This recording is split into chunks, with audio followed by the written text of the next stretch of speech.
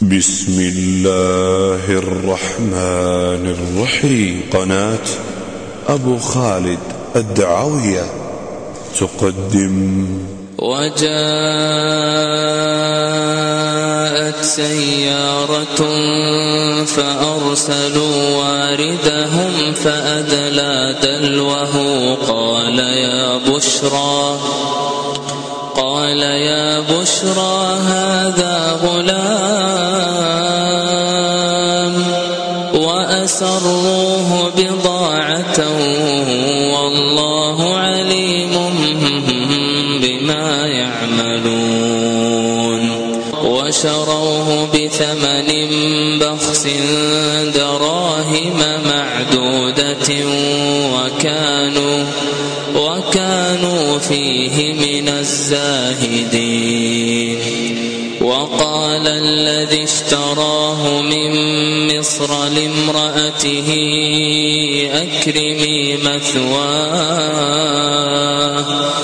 أكرمي مثواه عسى أن ينفعنا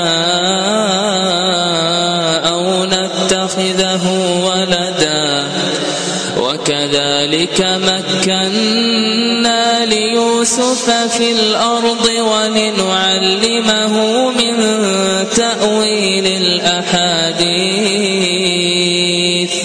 والله غالب على أمره ولكن أكثر الناس لا يعلمون.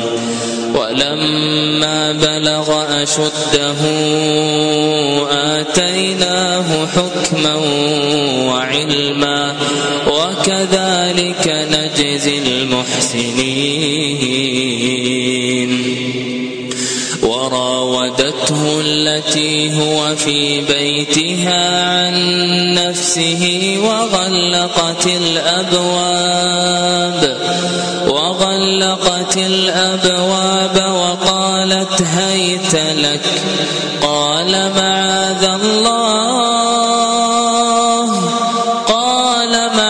الله إنه ربي أحسن مثواي إنه لا يفلح الظالمون. ولقد همت به وهم بها لولا أن رأى برهان ربه كذلك لنصرف عنه السوء والفحشاء إنه من عبادنا المخلصين. واستبق الباب وقدت قميصه من دبر وألف يا سيدها لدى الباب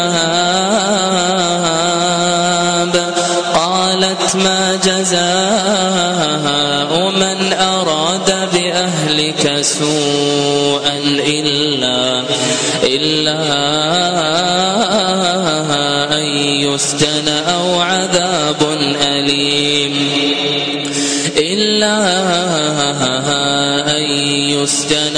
عذاب أليم.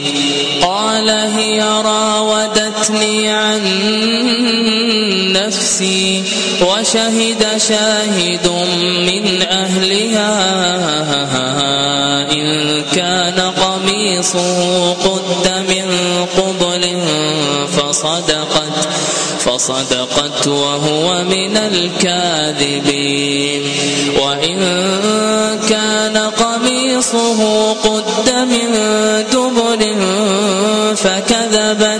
فكذبت وهو من الصادقين. فلما رأى قميصه قد من دبر قال إنه من كيدكن إن كيدكن عظيم.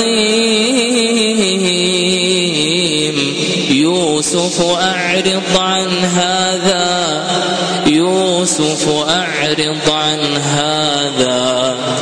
واستغفري لذنبك إنك كنت من الخاطئين.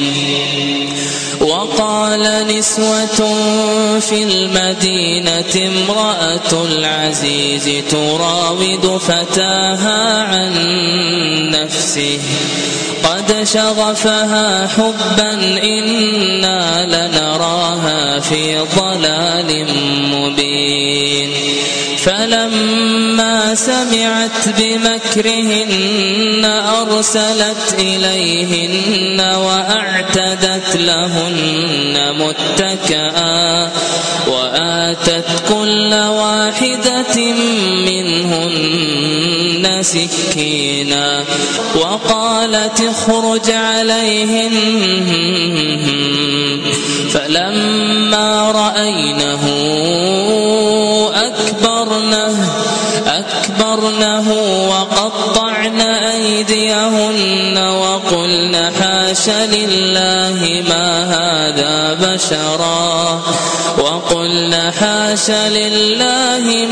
هذا بشرا إن هذا إلا ملك كريم.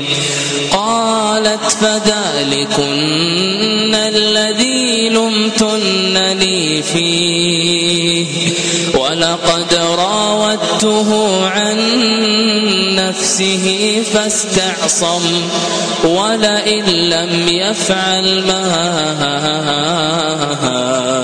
آمره ليسجنن وليكون من الصاغرين. قال رب السجن أحب إلي مما يدعونني إليه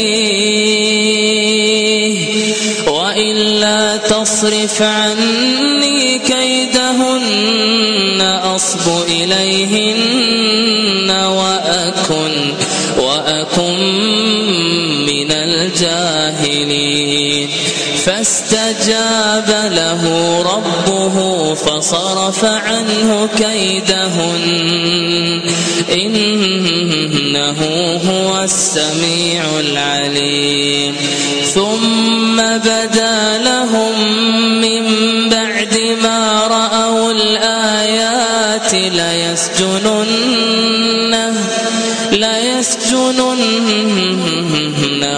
حتى حين.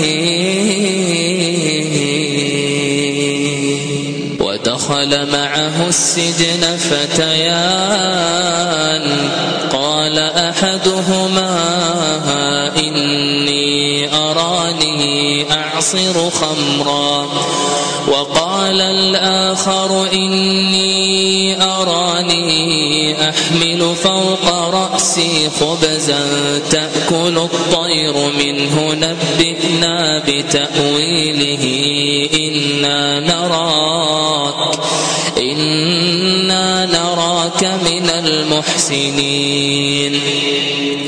قال لا يأتيكما طعام ترزقانه إلا نبأتكما بتأويله قبل أن يأتيكما ذلكما مما علمني ربي إني تركت ملة قوم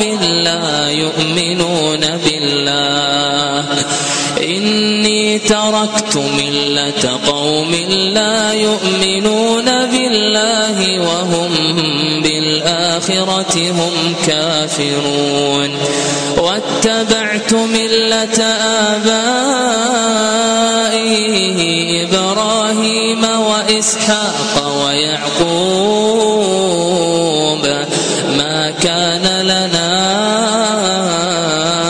أن نشرك بالله من شيء ذلك من فضل الله علينا وعلى الناس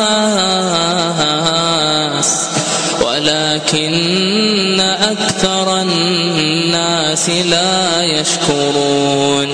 يا صاحبي السجن يا صاحبي السجن أأرباب متفرقون خير أم الله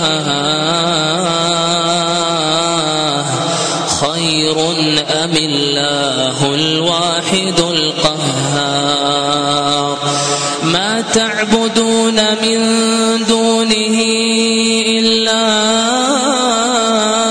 أسماء سميتموها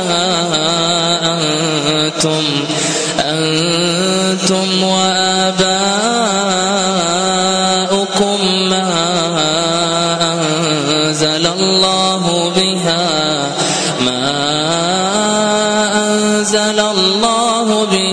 من سلطان إن الحكم إلا لله أمر أن لا تعبدوا إلا إياه ذلك الدين القيم ولكن أكثر الناس لا يعلمون يا صاحبي السجن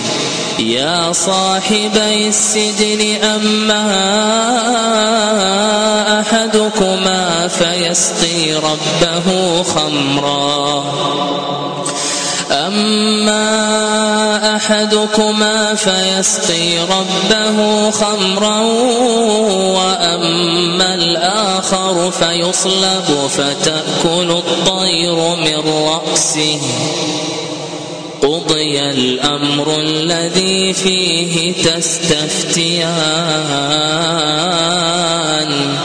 وقال للذي ظن أنه ناج منهما اذكرني عند ربك فأنساه الشيطان ذكر ربه فلبث في السجن 9 سنين